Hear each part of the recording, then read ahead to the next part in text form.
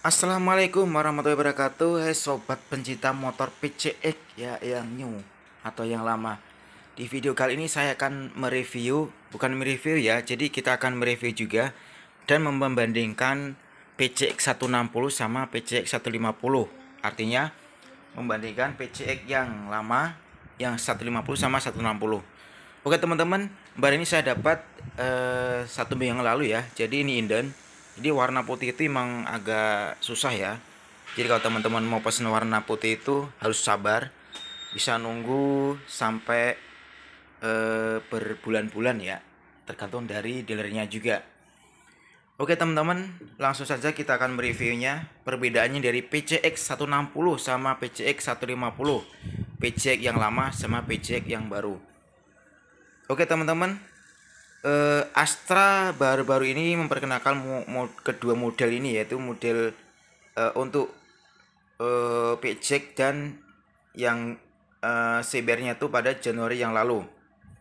Nah, bulan ini sekitar bulan Februari kalau nggak salah itu 2021 itu untuk PCX itu ada pembaruan, yaitu sebenarnya lebih layak disebut model baru ya.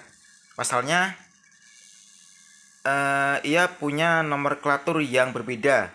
PCX 160 itu secara model itu memang masih senada dengan 150 cc, maksud saya. Meski mengalami serangkaian perubahan dan pembaruan yang signifikan dibandingkan ubahan dilakukan mulai dari misalnya mesin, rangka desain hingga fitur canggih. Revisi utamanya dilakukan pada mesin. Lalu apa saja sih yang membedakan model lama atau All New 150 dengan model baru All New 160? Oke, kita akan mereview dari desainnya dulu ya. Menurut Honda, PCX 160 itu mengaplikasikan desain baru yang mengusung konsep personal comfort salon atau personal comfort salon. Tampilannya merupakan kombinasi dari kemewahan dengan sentuhan garis yang memberikan ekspresi dinamis. Perbedaan menyolok terlihat pada bagian wajah. Ya, ini wajah ya, wajah baik yang baru untuk PCX 160. Ya, ini bagian wajah ini kini lebih menonjolkan kesan modern, inspirasinya seperti datang dari Forza. Bentuk fasad tidak lagi pakai garis mengkurva sebagai pemisah lampu. Semua dibuat menyatu dari ujung lampu sen sampai headlight tepian persegi.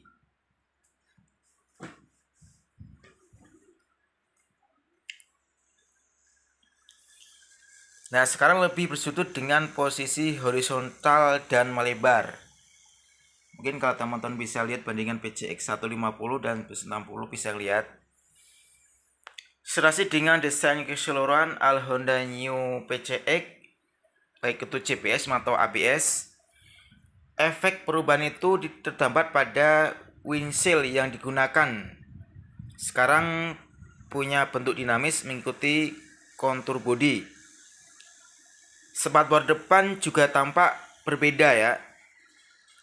Sisi lampu depan yang tadinya sedikit mengembung, nah ini ya, ini lebih ramping. Jadi untuk PCX 150 itu kalau nggak salah agak melengkung sedikit ya. Dengan melakukan segaris lurus dengan bodi belakang. Ada perbedaan juga di dekat pijakan kaki. Untuk kaki ini pijakan. Untuk bodi kasarnya warna hitamnya kini lebih kecil ya. Dengan sedikit imbuhan yang menyikung menuju ke front pack pembonceng yang bisa dilipat.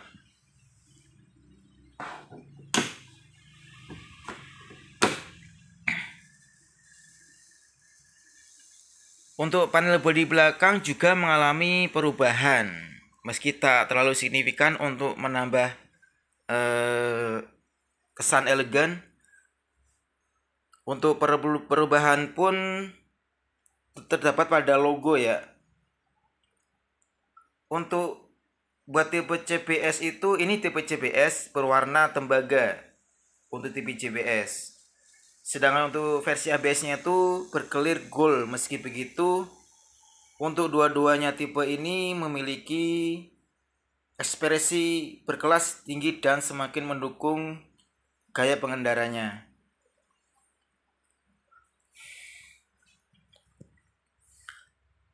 Untuk lampu belakang juga mendapat sentuhan baru. Bentuknya lebih futuristis dengan model yang lebih tajam.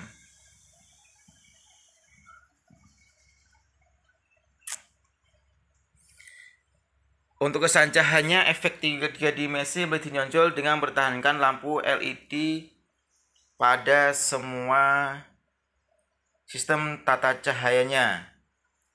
Oke, kita hidupkan dulu.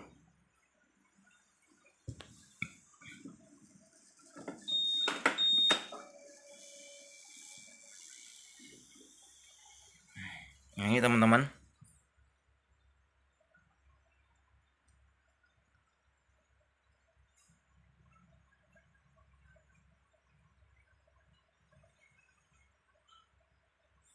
Nah, ini adalah untuk mendukung agar kemewahan pada all new Honda PCX semakin lebih canggih. Untuk selanjutnya adalah mesin. Kalau kita mesin tidak bisa dibongkar ya. Saya akan menjelaskan untuk mesinnya sendiri. Mesin itu di sebelah sini ya. Jadi tengah-tengah ini ada mesin. Kemudian di sini juga ada. Nah, ini juga mungkin di sebelah sini. Untuk Honda memberikan banyak revisi untuk jantung mekanisnya. All new Honda PCX itu pakai mesin generasi terbaru dengan embel-embel Smart Power Plus atau ESP.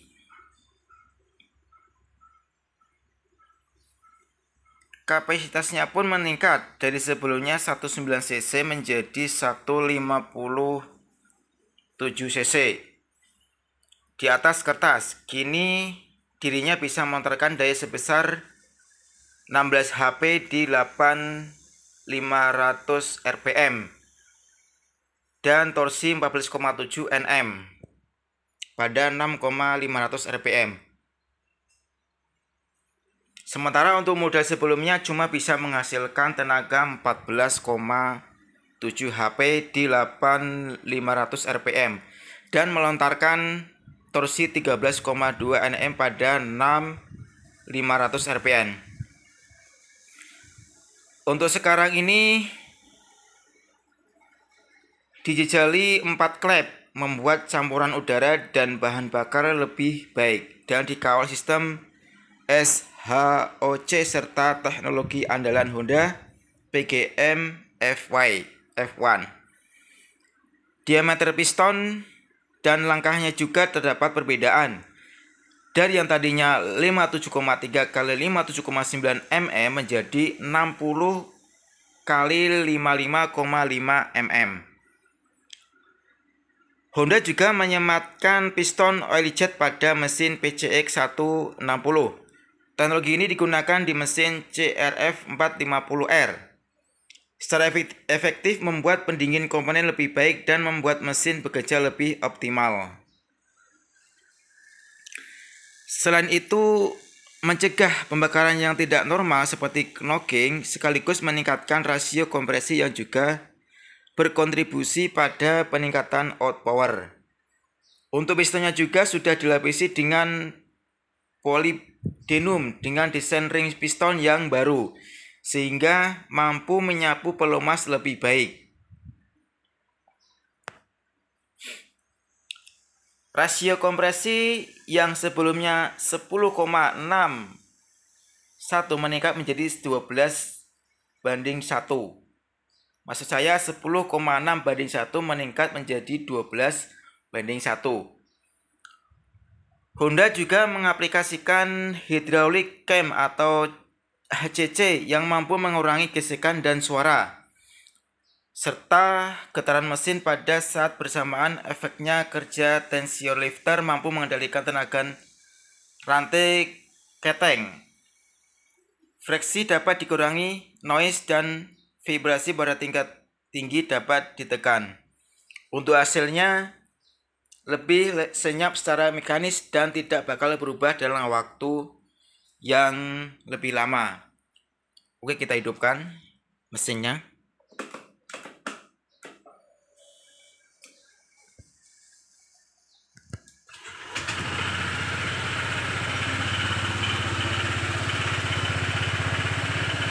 Nah, ini suaranya teman-teman. Matiin aja.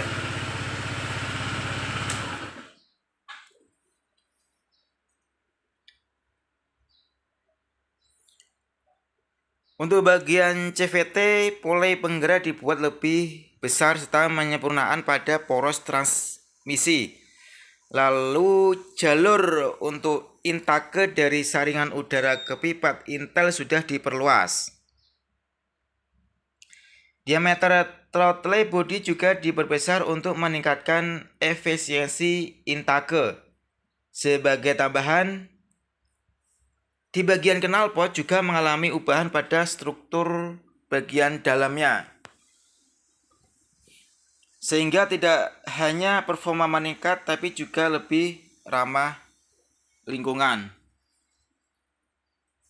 Teknologi yang diusung ini klaim minim gesekan dan meningkatkan performa. Efeknya membuat skutik premium ini mampu memberikan kesempatan puncak saat dikendarai harian maupun touring. Jadi teman-teman bisa menggunakan untuk touring ya. Untuk fitur panel instrumen terlihat lebih fresh dengan model baru. Ukurannya lebih besar dibanding generasi sebelumnya. Dibalut list chrome di tiap sisinya membuat kian mewah dibanding model lama.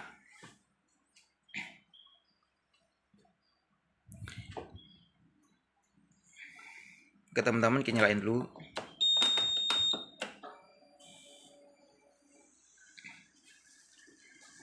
Untuk panel instrumen ya, berbagai informasi terjadi dengan kombinasi warna cahaya biru dan garis berkilir hijau.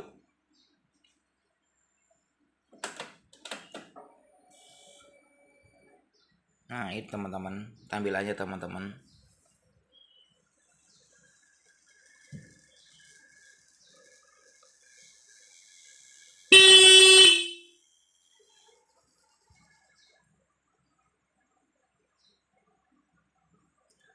Untuk layar utamanya negatif display dan tiap sisinya diisi dengan beragam indikator. Serta ada 2 tombol, Cell Select dan Set Reset.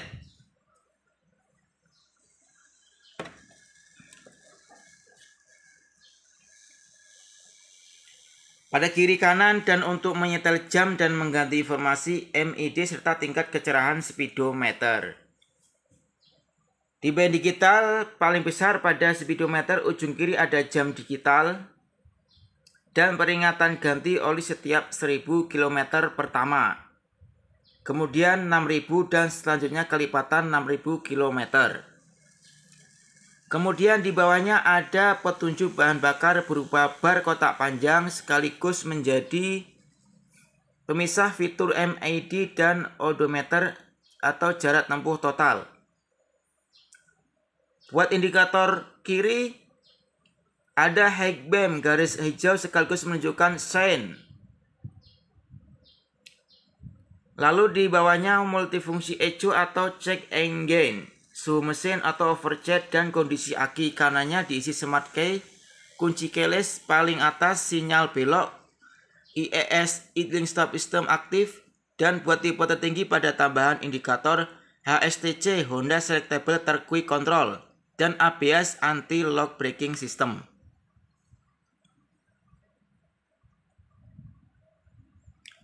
Alneo PC60 sekarang punya fitur Honda Selectable Third Quick Control HSTC. Teknologi ini belum ada di PC model lama. Sesuai dengan namanya, HSTC merupakan sebuah fitur untuk mengontrol output berisi mesin dengan mendeteksi perbedaan kecepatan putaran untuk ban depan dan ban belakang. Kondisi seperti ini biasa ditemukan ketika kondisi jalan basah, sehingga berfungsi menghindari ban selip atau memutar saat hujan atau jalan licin. Peran HSTC itu lepas dari peran Electric Control Unit atau ECU. Jika ban depan dan belakang mendeteksi adanya perbedaan putaran, ECU bakal membatasi asupan bensin ke ruang bakar. Efeknya seperti mesin dipaksa mati dan penyaluran torsi mesin ke roda belakang terputus sementara guna meminimalisir slip ban. Untuk perangkat ini hanya bisa ditemukan di versi ABS. Tetap menggunakan Smart Key, sistem fitur yang menggantikan kunci konvensi dengan teknologi knob dan remote. Hanya saja bentuk kunci FOB telah dirancang ulang bertujuan agar mendapatkan style yang lebih canggih. Kini wujudnya lebih melengkung seperti atau supaya lebih nyaman digenggam.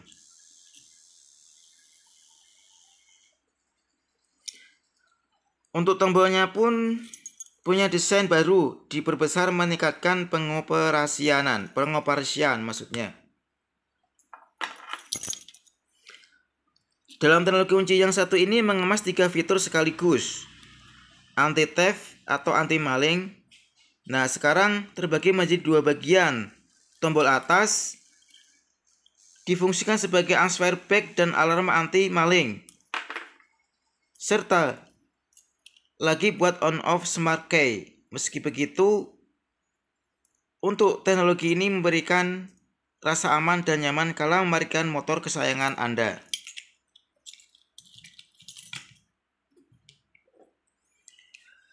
Lalu untuk kompartemen depan khususnya di sebelah kiri ditingkatkan menjadi 1,7 liter.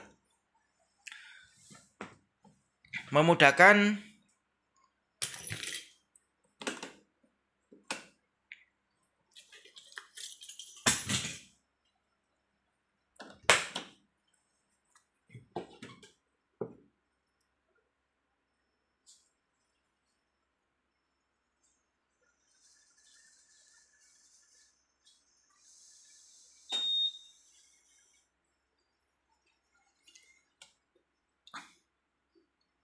di bagian kompartemen depan, khususnya di sebelah kiri, ditingkatkan menjadi 1,7 liter, memudahkan pengendara ketika masukkan dan mengeluarkan barang. Di situ pula disediakan power charger.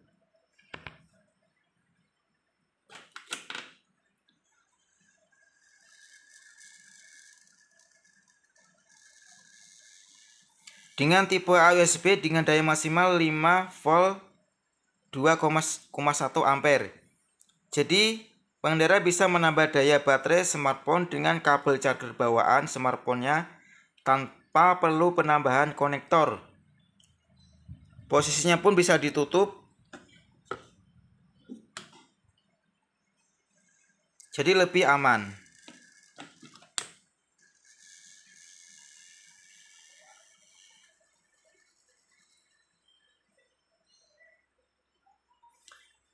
Untuk bagian rancang bangun, selain tampilan luar berbeda dengan model lama, Honda juga meracik ulang rancang bangunnya. Rangkanya pakai model double cradle baru, dirancang untuk mendapatkan bobot yang lebih ringan dan kestabilan berkendara di semua rentang kecepatan. Selain itu, dikembangkan demi menunjang kebutuhan sehari-hari. Diameter pipa, ketebalan dinding, material dan posisi sambungannya dioptimalkan sehingga berat sasis berkurang 760 gram. Kalau sebelumnya berukuran 1923 x 74 x 5 x 1,107 mm, PCX 160 ini catat 1936 x 742 x 1108 mm. Selisihnya tidak banyak, tapi memberikan banyak manfaat. Sementara untuk ketinggian jok,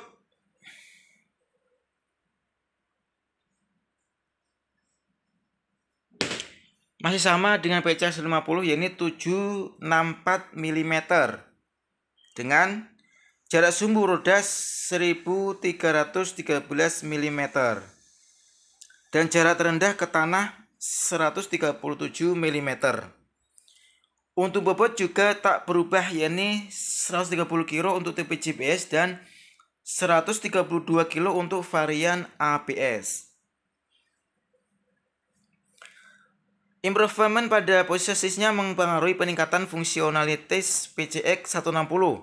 Kapasitas ruang penyimpanan di bawah jok jadi lebih luas.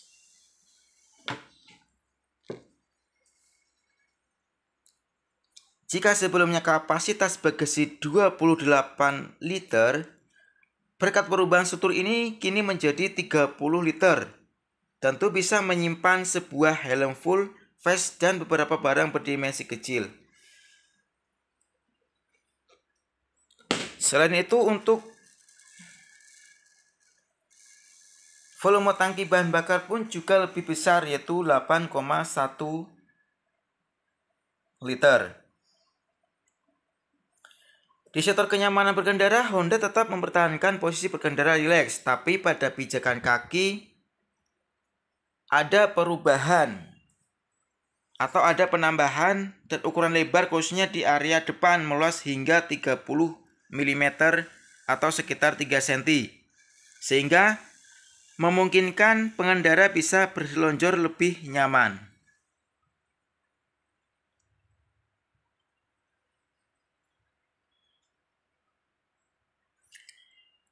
Tipe suspensi sebetulnya masih sama-sama dengan model sebelumnya, hanya saja ada perbedaan pada peredam kejut belakang. Kini lebih panjang 15 mm dibanding PCX 150. Selain itu, di bagian akses stroke juga lebih ditingkatkan 10 mm sehingga menjadi 9,5 meter. Sudut pemasangan link engineer rear, suspension, dan dimensi spring juga berubah. Perubahan sudut posisi, ukuran suspensi, serta material spring di alas perulir shockbreaker diklaim lebih optimal menyerap guncangan. Inovasi itu dilakukan untuk meningkatkan kenyamanan berkendara. Hadirnya dudukan handle dengan struktur rubber motoring baru juga membantu mereduksi getaran. Kombinasi keduanya bisa mengurangi vibrasi saat berada di permukaan tidak rata.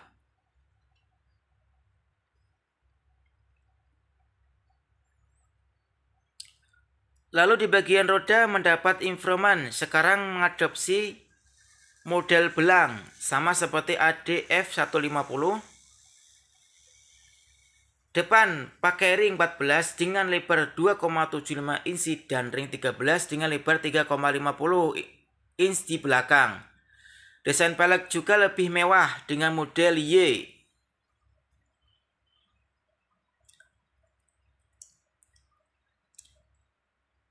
Yaitu dengan model Y Sapet 5 spoke. Perbedaan bentuk pun diikuti dengan perubahan ukuran ban. Jika sebelumnya ban PCX 150 berukuran 10 garis miring 80/14 dan 120/70/14, maka pada PCX 160 ini ukuran menjadi 110 garis miring 70/14 dan 130 garis miring 70/13. Masing-masing sudah pakai ban tubeless. Nah, bagi teman-teman yang menaikkan harganya pun bervariasi tergantung dari wilayah masing-masing di setiap provinsi ya. Kalau di sini tersedia dua pilihan untuk harga GPS dan ABS. Tapi untuk harganya itu selisih beberapa ratus ribu dengan PCX 150. Untuk varian GPS Honda PCX 160 dijual sekitar 30-50 juta untuk OTR Jakarta. Sebelumnya dibandel 29,843 juta. Berarti ada selisih 500 ribuan. Sedangkan ABS dipatok 33,950 juta atau beda 1 jutaan dari model lama yang di Lego 32,852 juta.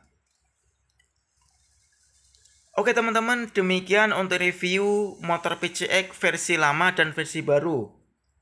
Semoga untuk review ini bermanfaat bagi teman-teman. Jadi jikalau saya masih ada kekurangan untuk mereview barang ini, teman-teman silahkan kasih masukan, atau teman-teman boleh bertanya-tanya fitur apa yang belum saya jelaskan di sini.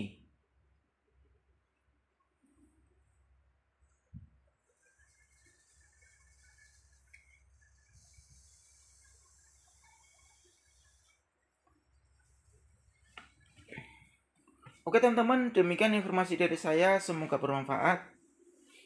Jangan lupa untuk subscribe channel ini untuk mendukung channel ini dengan cara subscribe untuk teman-teman yang punya Honda PCX atau yang lainnya. Oke teman-teman, demikian dari saya. Kurang dan lebihnya mohon maaf. Bila tik wadaya. Wassalamualaikum warahmatullahi wabarakatuh.